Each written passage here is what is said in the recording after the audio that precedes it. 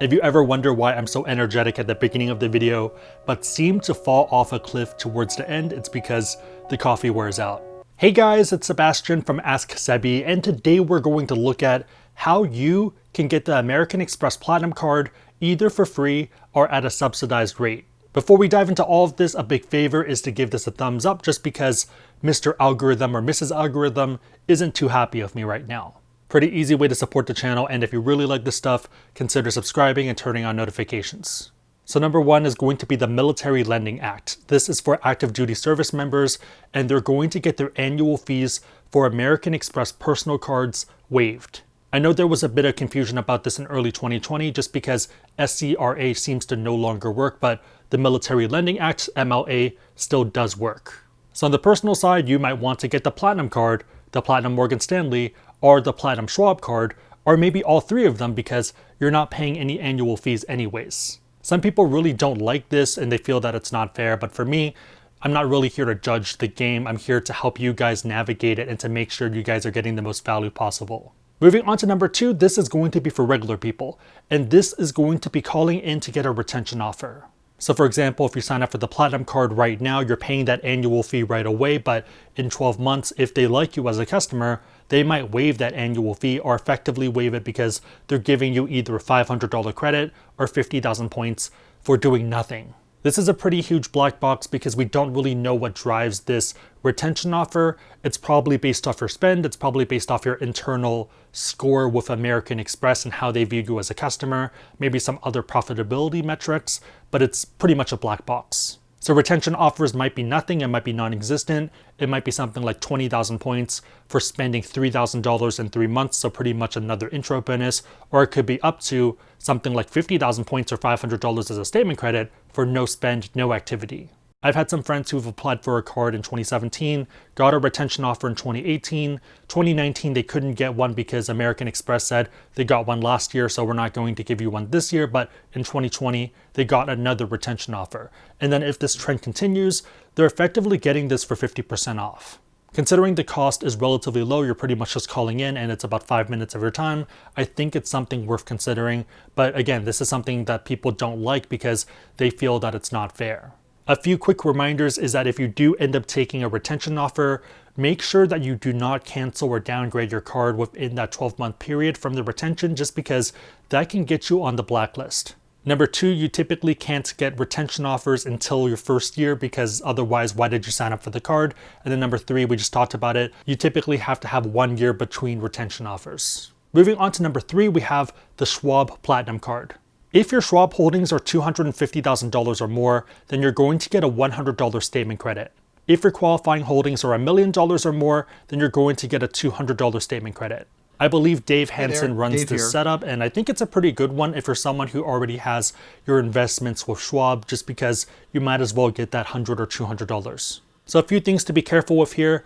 The first one is that this benefit only applies to the Charles Schwab Platinum card and not the other Platinum cards. So if you have a normal vanilla one, the one that doesn't have any other branding, even if you have $1 million with Schwab, they're not going to give you anything. Also, if you're someone who has that vanilla card, that normal one, you can't just do a product change over to this one because that's not how it works. You would have to directly apply for this as a new card.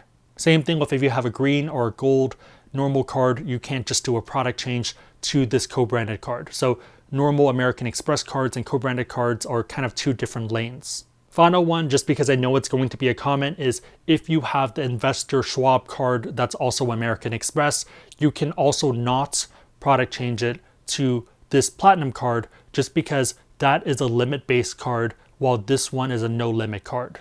There's still a limit on the back end because that's how these cards work, but on the front-facing end, on what you see, there's no limit. One of the other really cool things with this one though is that you can transfer your points, so your MR points, over to your brokerage for 1.25 cents for each of those points. So 100,000 of these American Express points equates to $1,250 in your brokerage. Before we dive into the last one, if you are someone playing with these brokerage bonuses or these bank bonuses, one thing that I've really liked to manage everything is personal capital. There's a few other services out there that do the same thing, but I find that this one doesn't disconnect as much, so it's a lot easier for me, and also it's just a good bird's eye view of my personal capital, so my whole net worth. They have a free version that I think is definitely worth trying, and if you want to support the channel, we do have a referral link down below. Thank you guys in advance. Number 4 is going to be the last one, and it's going to be the Morgan Stanley card.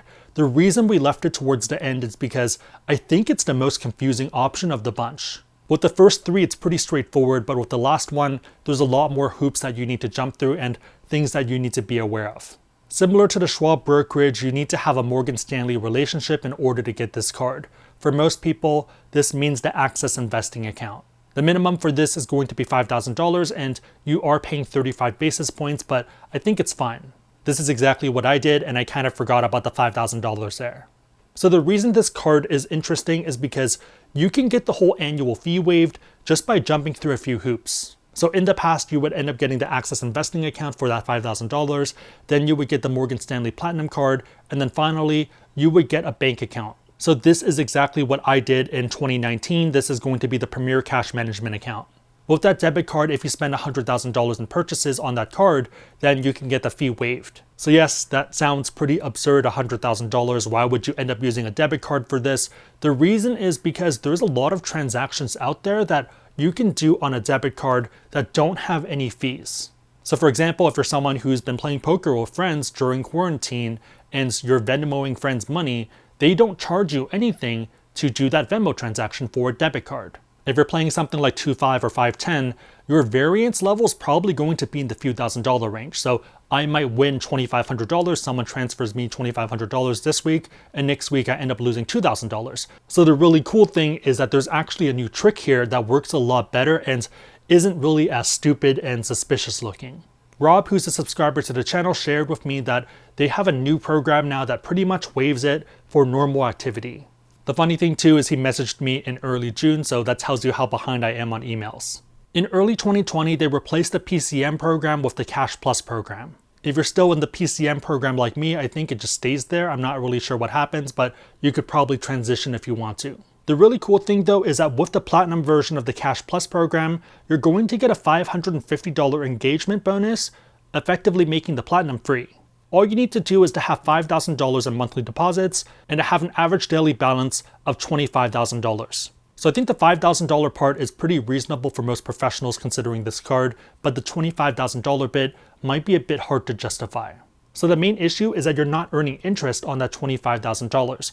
It works if you're using that as a rainy day fund or as kind of your cash balance, which is fine because you typically want something like 6 to 12 months of runway anyways. That's liquid, that's not in investments that can move up and down quite a bit. But if you're someone who wants to use that to make money, if you already have some other vehicles that are liquid, then this might not work for you. So by having that $25,000, you're getting about $550 in value because that's what you would have otherwise paid in the annual fee. If you look at this as interest, you're getting about 2.2%. You can see how Morgan Stanley pretty much wants to use this as your core debit card, and I think that's fine if you want to keep that level of liquidity, but if you don't, then that's also understandable. One really interesting thing though is that if you're someone who already has the Morgan Stanley Platinum card, you might not be eligible for this $550 benefit. So on page 7 of the benefits guide for this new program, it says that they're only going to pay the annual engagement bonus to new cards opened in connection with the Cash Plus account.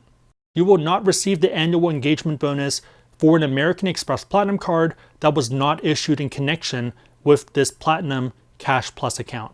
So for people who already have the card, it sounds like you're not going to be eligible for this. So you might be in a position where you would want to cancel that card. Ideally, you have another safe haven for your MR points, and then you would want to open this Cash Plus account, and then you would want to reapply for a new Morgan Stanley Platinum card.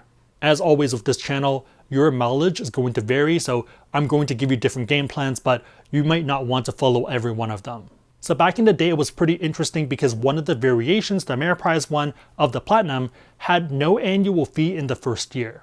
So the trick that a lot of students did in particular was that they would have a base of other cards, obviously, so they would go through Chase, they would have a few American Express cards already, but they would apply for a new Ameriprise card every single year because the first year was free. This isn't something I did because I was scared about pissing off American Express because I feel like I do a lot of other things already that might not be ideal, but ironically, when you run into students in the Centurion Lounge, a lot of them mention that they have pretty much just been getting a lot of the Ameriprise cards. This leads into the question of whether I think these methods that we talked about today for 2020 are going to disappear in 2021. So for the first one, the Military Lending Act, I don't really see that changing just because it seems pretty steady with what American Express is doing there. Retention offers, I'm expecting them to stay. And then for the Schwab and the Morgan Stanley one, I don't see them disappearing because I think it's the companies, so Schwab and Morgan Stanley, footing the bill. I'm pretty sure Schwab doesn't care about giving you $200 if you have $1 million in assets with them. I think the Morgan Stanley one is more at risk, but given the demographic they're after, it seems like they're moving away from the super high net worths to the more average net worths. So people who are in tech, law, accounting, finance, people who make good money, but not crazy money. Also, if you consider how this is a relatively new program for 2020, I don't see it disappearing for at least 2 to 5 years.